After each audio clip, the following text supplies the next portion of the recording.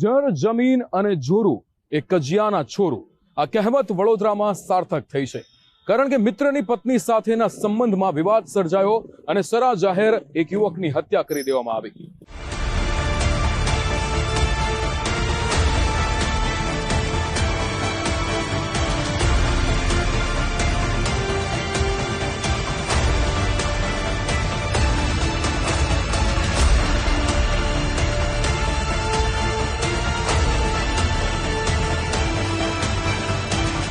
વડોદરાના ટ્રાફિકથી ધમધમતા વિસ્તારમાં ખેલાયો લોહિયાળ ખેલ।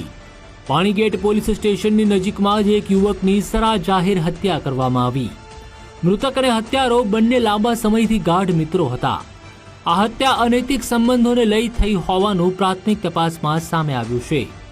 મૃતક ઝુલ્ફિકાર સૈયદના તેની પત્ની સાથે 5 વર્ષના લગ્ન જીવન બાદ ડિવોર્સ થઈ ગયા, જે બાદ ઝુલ્ફિકાર સૈયદની પત્ની અને વિશાલ વચ્ચે પ્રેમ સંબંધો ગાઢ બન્યા હતા। થોડા દિવસ પહેલા સોશિયલ મીડિયામાં વિશાલે ઝુલ્ફિકારની પૂર્વ પત્ની સાથેનો એક વિડીયો વાયરલ કર્યો।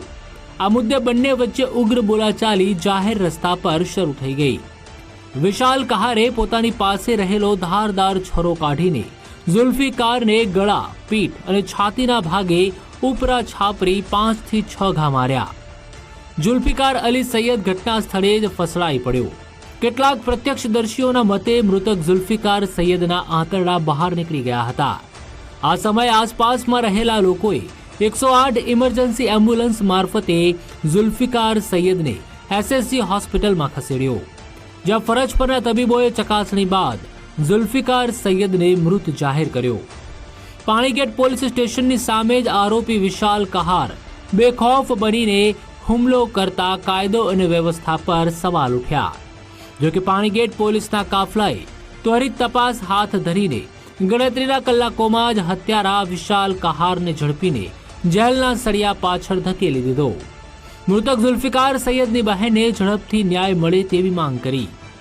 हम 5 बहनों में एक भाई था, 5-6 बहनों में हम एक भाई था हमारा, और हमारे को इंसाफ भी चाहिए। जो भी आरोपी है, क्योंकि उसकी जो वाइफ थी उससे डाइवोर्स हो चुके थे, तो उसने क्यों बुलाया उसको? फिर धोखे से बुलाया, पहले से प्लान था उनका, मारने का प्लान था उसको, वो नहीं मालूम है मेरे को। वो जो कोई भी हो, मगर उसको फांसी चाहिए, बस उसको फांसी फांसी यानी फांसी। ઝુલ્ફિકાર સૈયદના મોતથી પરિવાર પર જાણે કે આભ તૂટી પડ્યું। 5 થી 6 બહેનોએ એકનો એક ભાઈ કાયમને માટે ગુમાવી દીધો। ઝુલ્ફિકાર અને તેની પૂર્વ પત્ની વચ્ચે એક સંતાનના કબજાને લઈને બોલાચાલી થતી રહેતી હતી। મૃતકની બહેને આક્ષેપ કર્યો કે ઝુલ્ફિકારની પૂર્વ પત્ની અને વિશાલે મળીને પહેલાથી જ હત્યા કરવાનું ષડયંત્ર રચ્યું હશે।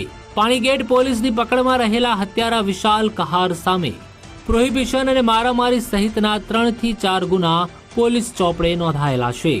રાત્રે 9:45 થી 10 વાગ્યાની વચ્ચે એક વ્યક્તિને સ્ટેબિંગ કરવાનો બનાવ સામે આવ્યો હતો।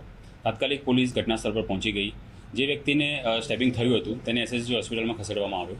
તપાસ કરતાં જાણવા મળ્યું કે જેને પર ચપ્પાથી ઘા કરવામાં આવ્યા છે તેનું નામ મોહમ્મદ ઝુલ્ફિકાર સૈયદ છે, જેની ઉંમર 35 વર્ષ આસપાસ છે, અને તેને હુમલો કર્યો છે તે વિશાલ કહાર નામની વ્યક્તિ ત્યાંથી જગ્યા પરથી ફરાર થઈ ગયેલ હતી।